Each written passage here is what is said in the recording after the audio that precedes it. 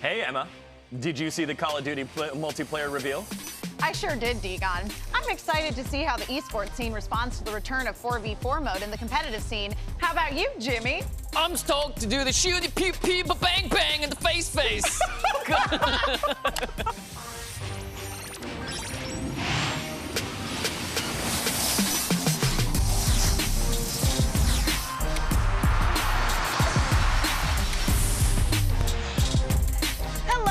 Welcome to The Download, the only news show brave enough to interact in real time with you maniacs in the chat. So normally I'd say to spam something right now, but I think that Mina707 should get on the spamming, so get to it. I am Jimmy Wong, that is Emma5, and the one who has not yet spoken, except for that cold intro we just did. But don't worry, you'll hear a lot of him very soon, is the Daniel Digon Gonzalez. You can hit us up in Discord, in chat, or on any of our social medias, including Twitter, Instagram, and Twitch at WatchVenn. And hey, you might be watching us on a real TV. Yeah. You might be. Big TV stuff there. All right, later today, we'll be joined by Matt Mr. X to talk about why he'll be buying the new Xbox or not. You'll have to stick around to find out. But first, let's kick things off with the biggest stories in the Lowdown. Breaking news, Treyarch unveiled much more of the multiplayer for the upcoming Call of Duty Black Ops Cold War. The reveal gave the world the first looks at 4 new maps, including ones based in the open seas of Armada, the frozen tundra of Crossroads, and even the streets of nighttime Miami. They've also confirmed that returning modes will be Team Deathmatch, Control, Domination, and Search and Destroy, plus new modes, VIP Escort, and the massive scale combined arms. And this is fun. Treyarch also confirmed that Warzone is going to be coming along for the Cold War ride. Nice. Oh, and Cold War is going to be cross-generation and cross-platform. The open beta starts on October 8th. So how are we all feeling about Call of Duty's latest foray into multiplayer? Oh, man. Like, the fact that it's cross-platform, cross-generation is huge. Yeah. It is massive because right now, games that are releasing are kind of in that split spot of like, all right, well, how much time do we devote optimizing this game for an older generation or for the console that's going to be out for the next 5 years? You assume about 5 years. And the fact that now the client, the player, doesn't have to even worry about that is just crazy. Yeah. Like, that's so kind, I would say. I do have a little bit of a question, though, Degon, that maybe you know the answer to, which is what does this mean as far as, like, competitive Call of Duty goes, you know? Because if it is just kind of like open, anybody that has Call of Duty, Call of Duty? Call of Duty. Cold War, got it. You know, anybody that owns it on any console or PC on which it's playable can now all play together. Are they gonna exclude certain people as far as competitive goes? That's usually what happens. Yeah. So most of the time, they set the parameters for what console it's going to be on. Like, oh, this is an Xbox, tournament. And that's usually how games do that when it is this kind of an issue. But this is the first time we're seeing it where this is truly a AAA game that has a big esports following. I wouldn't be surprised if they did start to make exceptions as long as it didn't affect the competitive integrity, which feels difficult. So it does feel easier and safer to keep it all under one console and one roof for now. And Fortnite did this too, where you could even be on a phone and playing technically with console or PC players. I think the big thing for me is, like, normally people do this to make sure that the games are always going to be full. You never have to worry about queuing up because there's going to be tons of people playing across platforms and stuff. You are going to see an imbalance in skill level, though, just because a mouse is going to be better at aiming than a control stick, right? Yeah. And there will be some imbalance there. So I'm guessing they're going to have to prioritize. If you're an Xbox player, stick them with as many Xbox players as possible, and then maybe start putting in the other consoles. Sure, but I would take a look out away from the esports angle just because the fact that, again, they've built upon what has worked in the last Call of Duty, and then added to it the Treyarch touch, right? And so the fact that there's a multiplayer mode, the fact that there's a couple different modes, this VIP kind of mode is really cool. They're going to this big scale battlefield mode. Like, this is all really good and all trending in the right direction for a big game, when a lot of times when you're the big game, you get to make up the rules. You get to do whatever you want. And so you get things that are right, you get things that are wrong. But this all seems right to me and is getting my hopes up. I have to say that I really do like that Call of Duty is setting this precedent of, again, they are this huge game that doesn't necessarily need to offer all of this cross-play, cross-generational compatibility, and yet they are. And as you say, taking it outside of the scope of esports and just simply the fact that it is a multiplayer game that you're now just going to be able to play with everyone you know that's playing Call of Duty. It's not like you and all your friends are all going to have, say, a PS5, which is what this gameplay was captured on in order to play together. It's like, nah, like, you could still be playing on your Xbox One and we can play together even though I'm on my PS5. Yeah. It seems like this should have been something that was normal a long time ago, but it's finally coming around where people are like, yeah, we do need to make this cross-generational and work across different consoles, PCs, and all that stuff. I think it's probably going to be a little difficult for a lot of the smaller developers to really make sure that their code works for their games if they're looking to do the same thing. So Treyarch is leading the way here as a AAA title. They probably have spent a lot of resources into making sure that these can all run simultaneously without flaws. Yeah, and to combat, now that I was thinking about it, to combat like the skill differences, if you're playing with a friend that's played on PlayStation forever and you're new, but you're on PC and, you know, the skill might be different. They did make one change from a technical standpoint that I think is interesting. Your score streaks now no longer have to be kills in a row, right? Before it was like, hey, if you get 5, you get this. If you get, you know, it goes that way, but it has to be in a row without dying. It's now just get to that amount, and then there's a cooldown before you can achieve it again. That, to me, lowers the barrier of entry to still have fun, because there's a lot of time where you hop into a game, you're like, man, I want to do that cool thing, but it's way too hard, you never get to do it, so that one time it gets to happen, you know, it feels great, but a lot of times people quit before you get to that point. Here, you have the opportunity to still be able to pull off, you know, your orbital strikes or whatnot. That would be sweet. I mean, also just like generally, like someone will camp just to get a UAV and that like would turn the tide just because they don't die. And so that's a good adjustment there. I'm looking forward to more of that. Yeah. Absolutely. Well, as we look towards the next generation of consoles, on Tuesday, Microsoft confirmed that the Xbox Series X will cost $299 US. This morning, the tech giant confirmed that the Xbox Series X will set consumers back $499 US.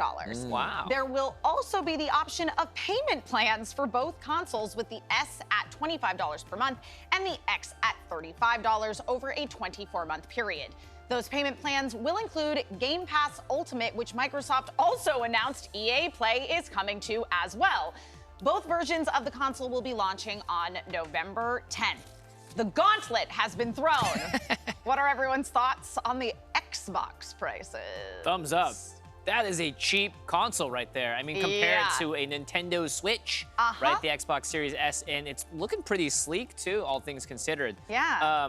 Before, it used to be the argument like, oh, you can build a PC for that amount, but actually, at that price, you can't get a competitive PC compared to what you're gonna get in that, I think. Yeah, you can't even get a video card for Right, exactly. $500. That is like on the edge of it. Like, you can. Sorry, all the PC makers are like, yeah, you can. You just save on the CPU. Come on, Dagon. You got $350 spent on it. I was like, all right, but the pricing for me, especially on the Series S, is so astounding because I was sort of predicting that it would be under $400. Yeah. But the fact that it's at that $299 price point, which was, I believe, the Switch's price point at its time of release, and that was in what, 2017 is when the Switch came out. So again, you're talking about price inflation, and obviously, yes, this is a next-gen console without all of the next-gen features, but it's going to be able to run all of the next-gen games, though, of course, we're seeing more and more that the majority of these games are going to be cross-generational, at least for a while. But,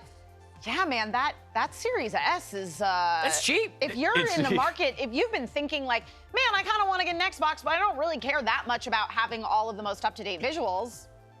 That's true. It's kind of like a no-brainer. This is true, and we did our like predictions. Basically, it feels like I got my predictions inverted. I thought Xbox was going to be out of touch and be the expensive one because it's a PC maker, and the PlayStation was going to go low. Well, now it kind of makes sense, right? Because Halo, you know, got delayed. We were hitting all these issues with the Xbox, but then bam! Look how positive this conversation that we're having. I know. About Xbox because of their price points. Yeah. Like, it saves everything.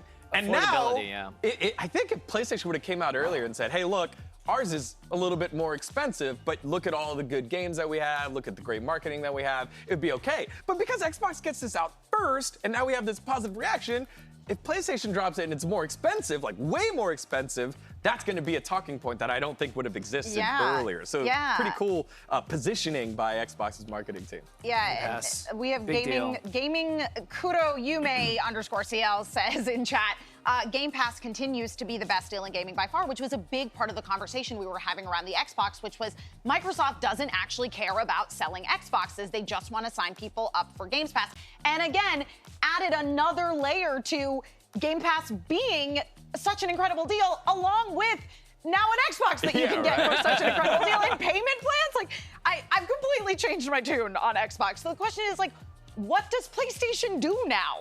They continue with the path, right? They still have the games, they still have the marketing, they still have the names, they still haven't shot themselves in the foot. This was a really good magical repair by Xbox after a bleak start, a bleak outlook. But I think this now reels it back in and does what they need to do, which is get it in your home.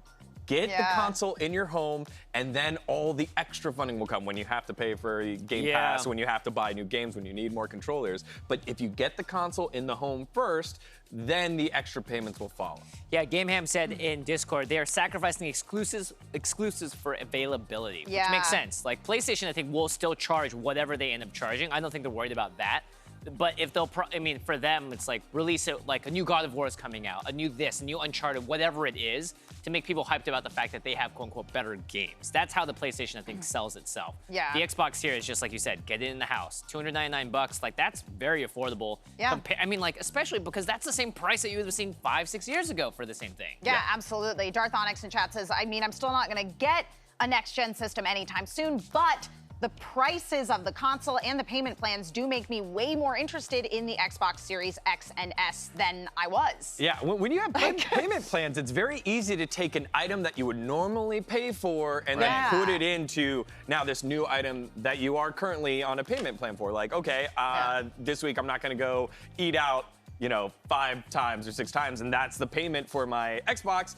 I get so much more enjoyment out of having this in my life. Yeah, and again, and this isn't like buying a car or a house where you gotta put a big down payment on it. It's like you can just go straight to the payment plan. It's almost like leasing a car. Yeah, what's the APR percentage on that? How much am I getting The moment you take interest? this Xbox off the lot, it drops in value. Degon, you did reference this earlier, but last week we did give our predictions for what the Xbox would cost. Let's take a look at how wrong we were. Dang. Listen, I mean, you were was the closest. least wrong. I was the least wrong. I was only $50 wrong. Degon over here. That's like 2 months of the payment plan. Degon over here about to friggin' pay rent on a house for a month. Like. My bad, Xbox. I just, you know, my bad. Degon did not read the room. Whatever, dude. Team PlayStation. All right. Yeah, there you go. Last week, the Indian government banned 118 Chinese apps, citing national security concerns. Among them was PUBG Mobile, which is published by Chinese company Tencent in India. On Tuesday, developer PUBG Corporation announced that it would be publishing the mobile battle royale in the country on its own, removing all involvement from the Chinese conglomerate in India. Now, joining us now to talk about the big change for PUBG Mobile is Lewis Ward, research developer of gaming at IDC. Lewis, can you tell us what your first impression was when after PUBG Corp cut ties with Tencent in India? This seems like such a big move. Yeah, it is a pretty surprising move, but I guess the border tensions between India and China, this has basically gotten wrapped into that.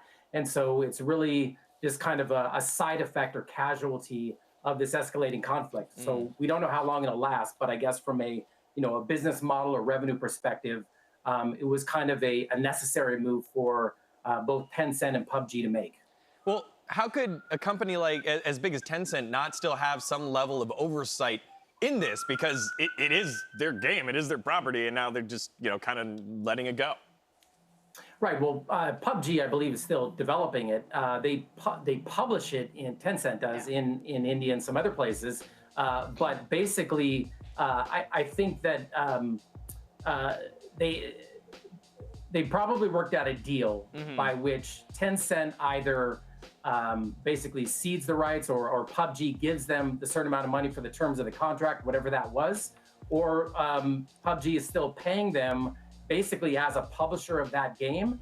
And either of those way out is better than zero money coming in the door, which was option number 3, right? So they basically probably got together in a room, hashed out a plan that's just like, you know, more of an agreement and relationship based. And as long as both parties believe that's the right thing to do, you know, who's to say that that is not the right way to go? Yeah. Now, India is far from the only country to encounter this particular issue. Does this move set the precedent for other countries to cut out Tencent or other Chinese-owned companies?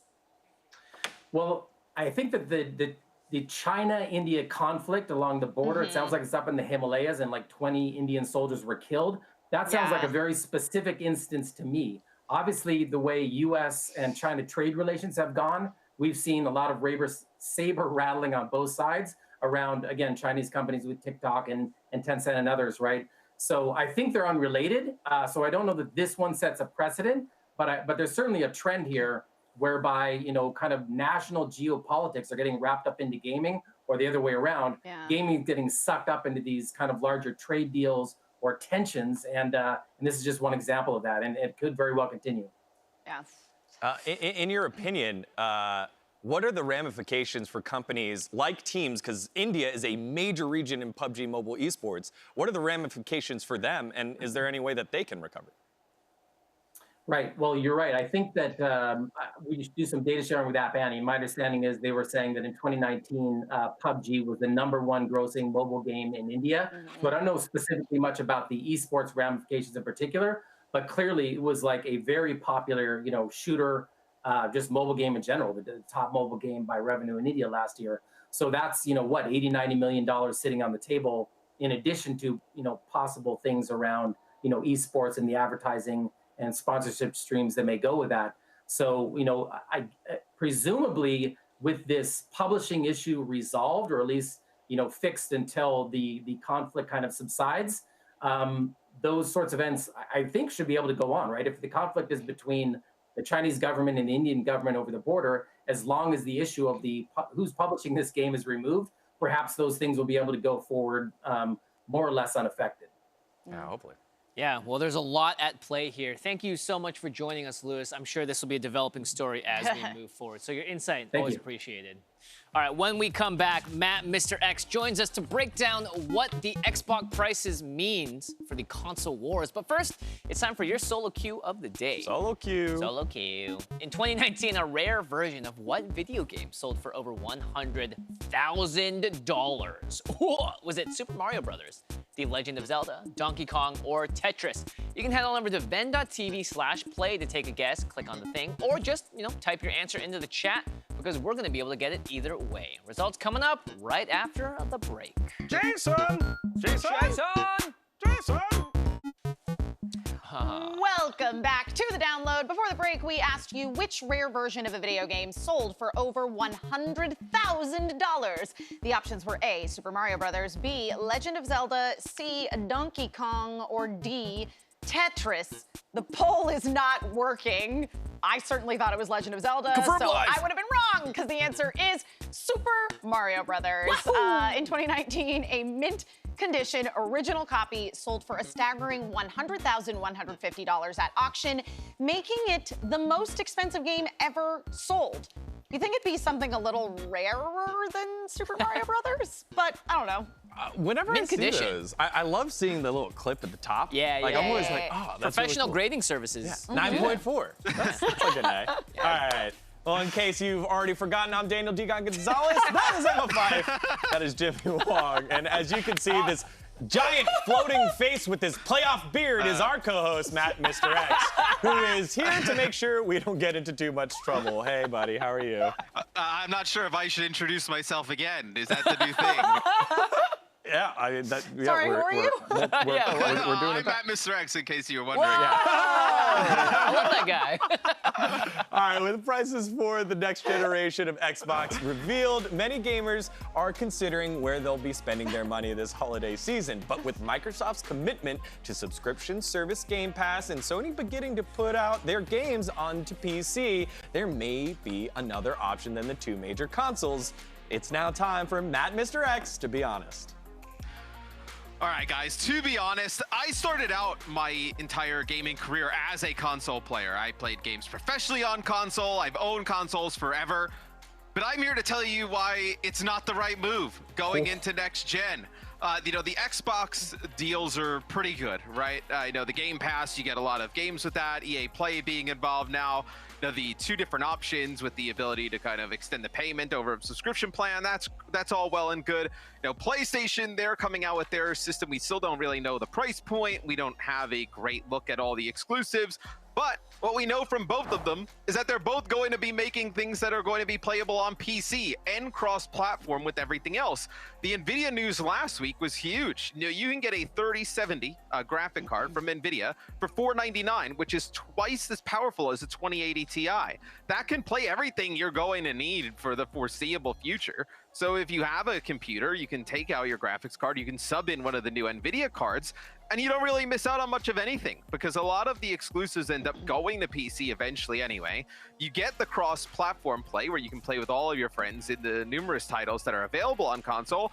And there's titles on PC that are really strong that for now you can't get on console. You know, League of Legends will go to console eventually, so you'll have a version of League of Legends on console, but you can't get Valorant on console, you can't get League of Legends in its current form. CSGO, all of the MMOs, you know, World of Warcraft, Final Fantasy XIV, New World, Warzone is a better experience on PC.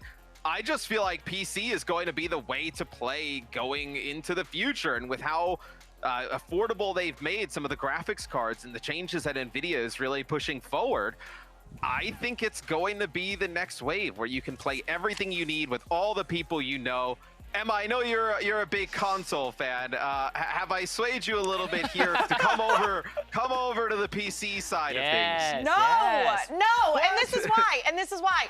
I am only recently into PC gaming, and the only reason that I am is because I have a PC for streaming. And so I went, oh, okay, cool. I can also now play some PC games. However, if I were not streaming, I would never have any interest in a PC. I've been a Mac user my whole life as far as computers go.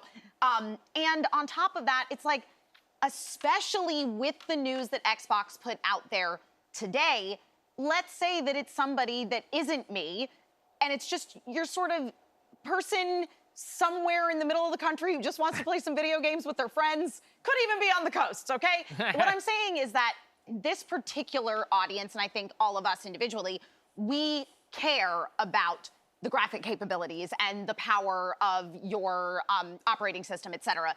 I would say there are a lot of people out there that are console gamers that just don't care. They just want to play video games. And in that regard, consoles are still super accessible and more affordable. Like, listen, I'm all for the very affordably priced NVIDIA graphics card. What is it, $499? But let's say that I'm somebody that has been a console gamer for forever and I don't have a PC. Like, you have other components that you need to get to build a whole functioning PC. You can't just get the graphics card. So you got to get a gamer chair too. Exactly. Right? Right? You got to get that gamer chair. Highly recommend, by the way. So yeah, I mean, this is the thing is I am not throwing any shade to PCs. I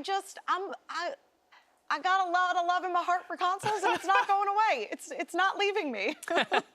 I get that. I just feel like with the way that gaming is changing, the way it's evolving, with Sony even committing now to saying, like, you know, they're going to start making a lot of their games towards PC as well. Yeah. You know, you can get a PC. It'll last you a very long time, like years. I mean, I've been using the same PC and with just maybe like 1 or 2 parts changed out over the last like 8 years, 7 years. Totally. Where then if you want to play with a controller, just plug in a controller. I mean, they work just fine now. I got frustrated with consoles when I needed to start my PC up to get on Discord to talk to my friends who were playing on console, where I was like, why don't we just do this all on one system?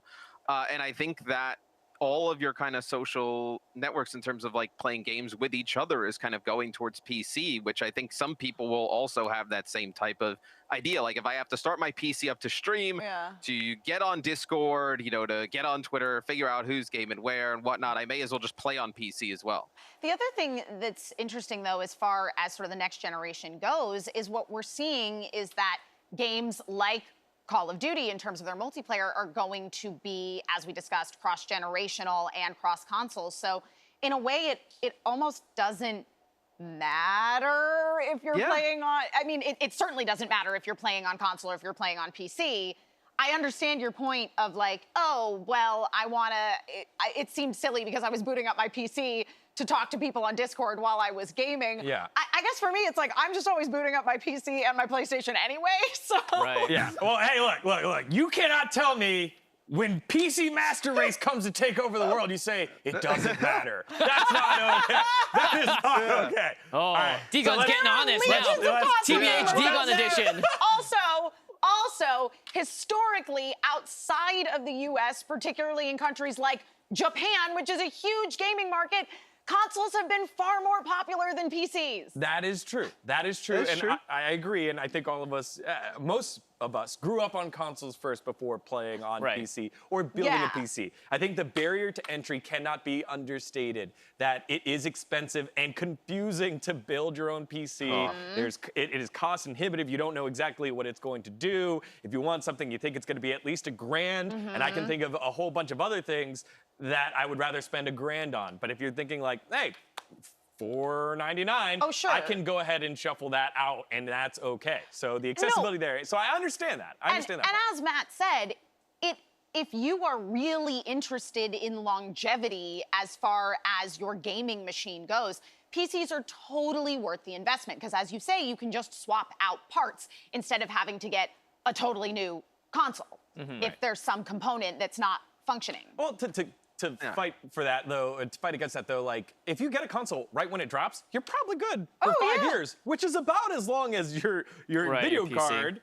But then after your video card, you have to upgrade everything else. Yeah. So there is that, it's affordable, it's all there. Matt's best point, I think, though, was the communication, the social, everything else that goes along with gaming and building around the internet is so much easier on PC. But if you don't have access to fantastic, fast, stable internet, you live in Montana. I actually went, a quick story. Why Montana? Wow, Montana. Didn't think we'd be digging on the old MT today. Is it because Matt is just like casually talking about how he wants to go like live on a ranch in Montana? I have a quick pivot. I was in Oakland. PC.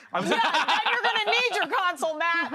I was in Oakland, Maryland, going to a snowboarding trip. My car got stuck, and a friendly person came and like got us out and was like, hey, your car's stuck. You're not going to make it to the top of the mountain. Do you want to stay with us?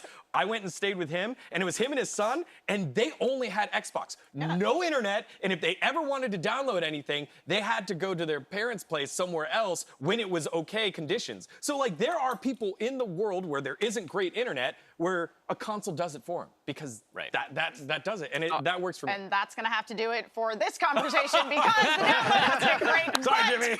When we return, no comment. The spice must flow with the new June trailer. June. Back a few. Look at Timothy. Oh, he's so hot. Baby Donovan, that was his name. Donovan. Today at 3 p.m. Pacific, 6 p.m. Eastern, the VENN Arcade team is joined by Raised by Wolves star Jordan Loughran, live from London, for a little teaser of the show starring James Dash Patterson, Emily Gould, Tia Johns, and I don't know, some other guy. Check this out. What is this? Rain Day, right? What are you excited for, Tia, today? Dude, Jimmy from the download is coming. I'm so excited. I'm kind of a fangirl. I don't normally do this. I don't normally freak out about people, but I love the download so much. I love it. He's my favorite person on the Exactly. download. I'm Jimmy Such a Wong. great show. You have Guys, yeah. I'm on it too. What? What? What? Oh no, he's like, oh, D-God, I'm so sorry. You know, they really put it on you sometimes, and I watch and I'm like, that I feel bad because I love me some D-Gon. Yeah. How dare they? We're always really kind to him on this show here. We never always. make fun of him, ever. It's great. I'm having a great Yes. time, everybody. Yes. Let's get you the We news. love D-Gon here at The Download, which is the show that you're currently watching. And we are still coming at you live from the VENN studio. And wait, who are you again? Oh, I'm not Miss Rex. Yeah, to introduce myself again. That's Daniel D. No, that's D-Gon. There you go. Yeah, Nice, D-Gon. nice. Nailed it. We have got some more news to get to, so let's dig into some downloadable content.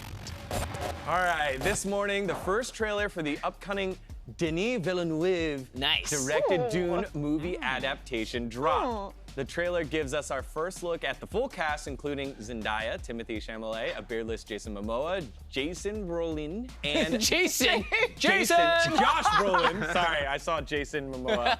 Josh Brolin, Dave Bautista, Oscar Isaac, and so many others.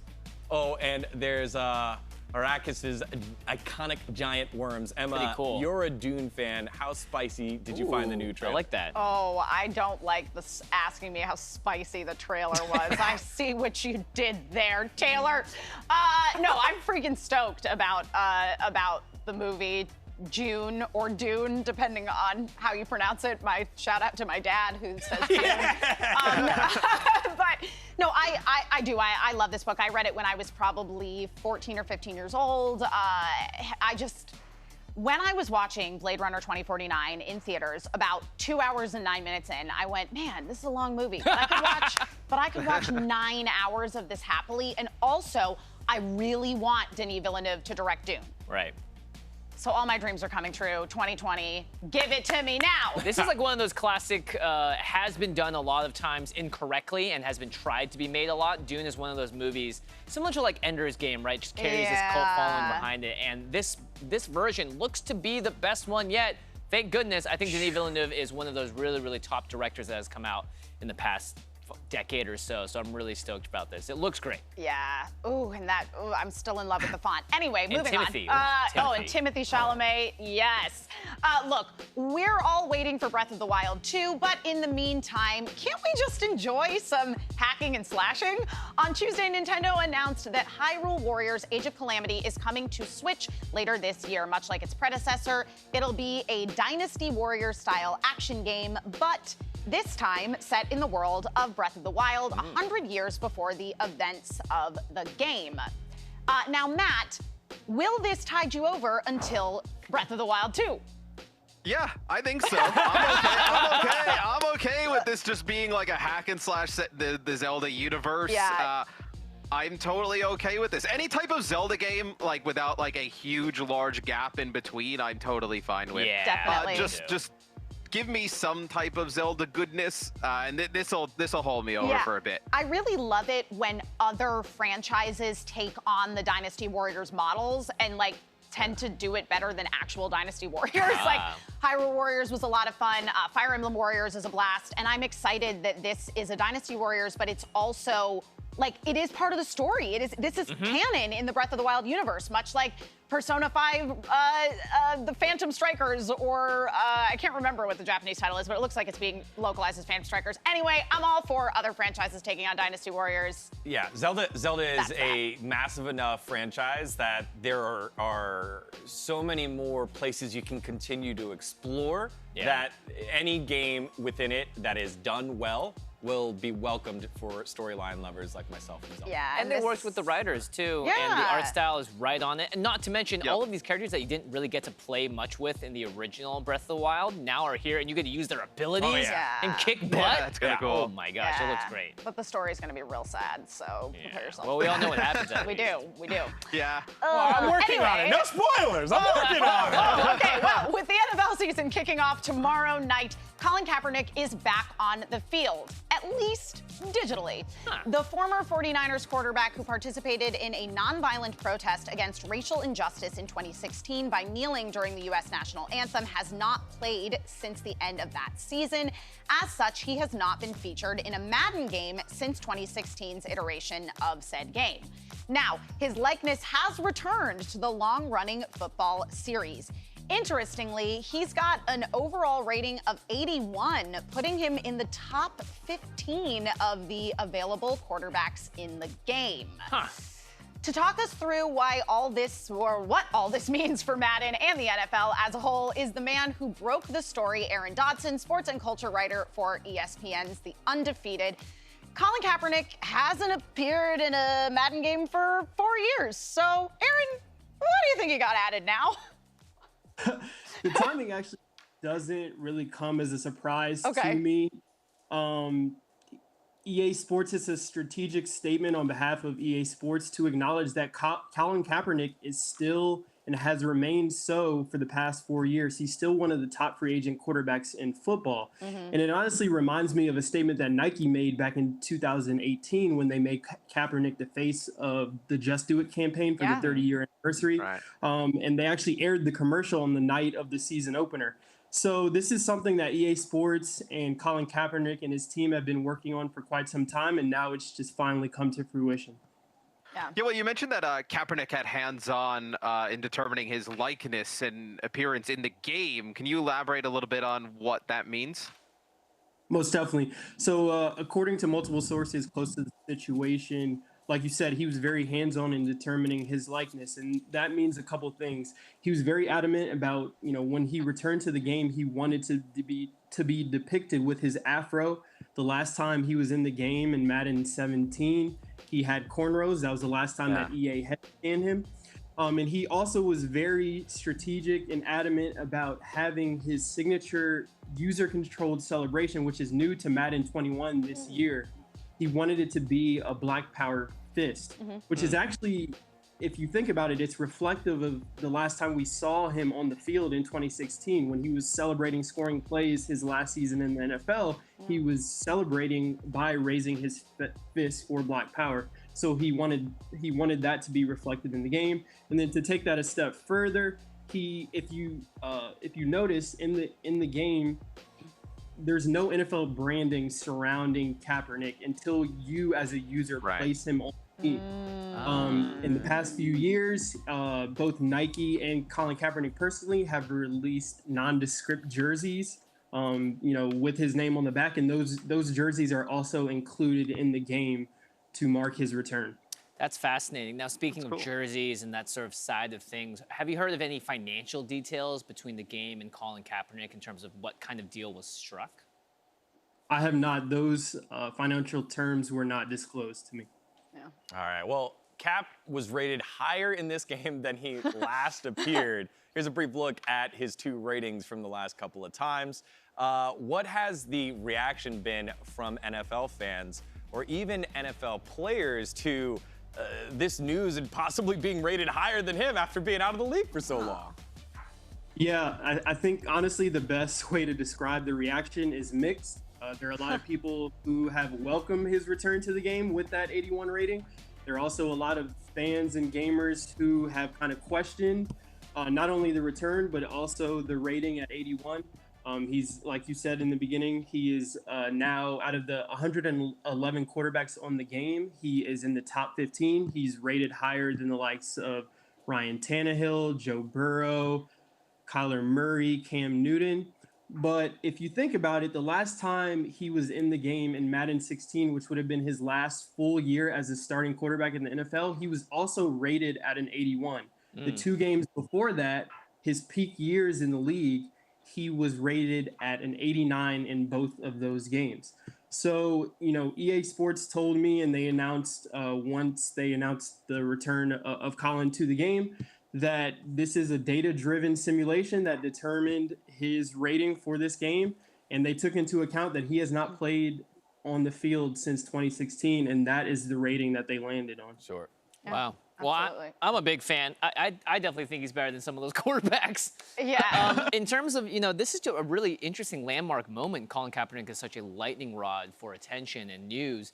What do you think the overall significance of this is in terms of seeing him back in the game and the statement that it's making? Yeah, most definitely. I mean, a lot of people have followed his journey over the last 4 years. He's been one of the most important stories in sports on and off the field. And in many ways, he's become a hero for a lot of people for social and racial justice in this country. But there's sort of a mystique surrounding his skill on the field. He was a starting quarterback who led his team to the Super Bowl.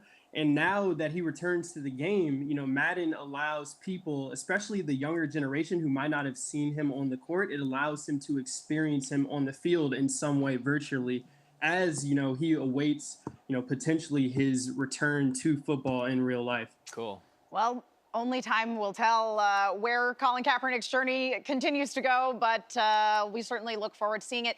Thank you so much for joining us, Aaron. Thank you. Your insight was very helpful here. It is time for the download to step away for a bit, but when we return, a gaming classic turned 25 today. If you know the answers, tell us in chat. If not, stick around and find out. Actually, stick around anyway. Stick around. Even if you know. How old is Fall Guys?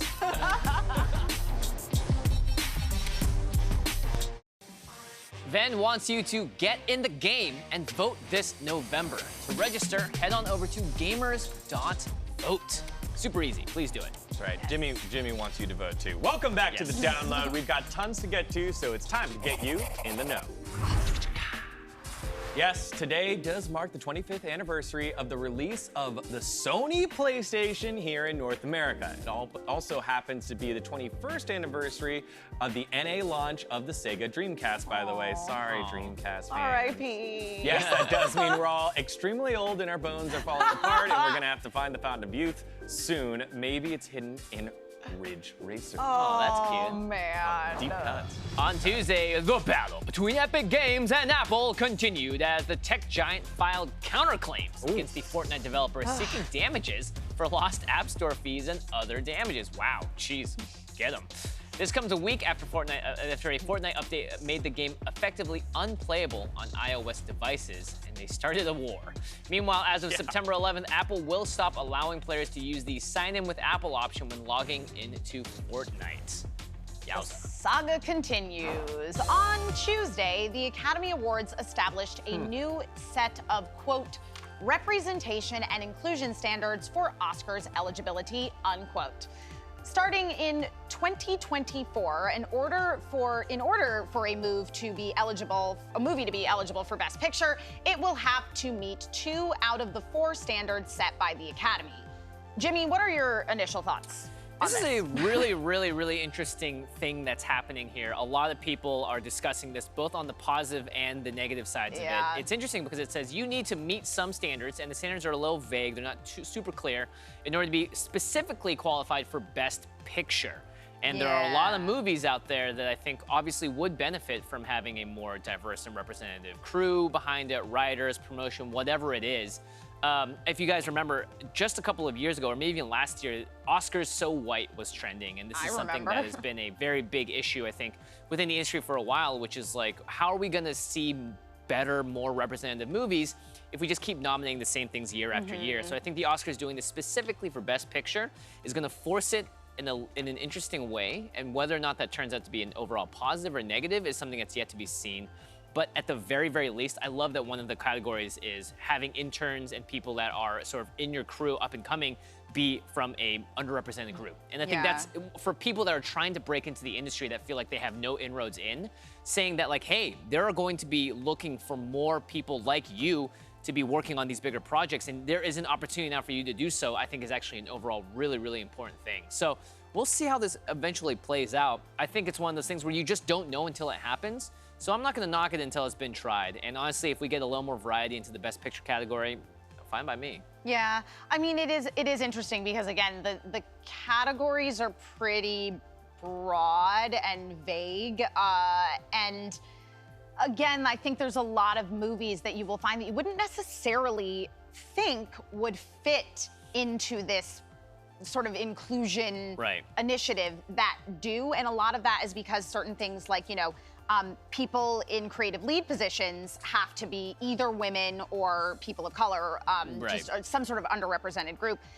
You look at things like that, historically, you do get a lot of women that are in charge of, say, the costume department or hair and makeup. So there are a lot of movies that kind of slide by because of that. I mean, even you look at things like, you know, Best Picture winner Parasite from last year, which obviously I was thrilled that that movie won, but you know, to look at it from the outside, you know, it's a Korean film. So as far as the U.S. goes, yes, it's diverse, but it's a Korean film starring all Korean actors. It's made just, in Korea, which again, the idea of broadening your horizons and not just looking at Hollywood films for Best Picture, that is A++. And again, I love that Parasite won, and I think it absolutely deserved to win. But it just is sort of an interesting point. To me, this feels like, earlier I talked about the government, right? It was like, hey, look, the government is slow. Hollywood, old Hollywood, makes the government look fast. So to me, I think this is something where you're like, hey, this is a good start, and this is going to be the foundation upon the next revision is going to be where it is a little bit more strict, and there are actual enactable changes that will be made afterwards. That's what I feel like this is. So, hey, good start. There are ways around it. Now let's continue to grow and build the awareness so that we do find other people of underrepresented minorities to have the opportunity to show off their stories as well. Yeah, and shout out to the pioneers of inclusion riders, including people like Tyler Perry, Michael B. Jordan, Jordan Peele. This has been going on outside of the Oscars for a while, so as you say, Deegan, time to get with the times. Yep. It is time for the download to take a break, but when we return, one of the most violent of all games is making its return. Think you have an idea what we're talking about? Find out when we come back. Patrick Shanley loves it.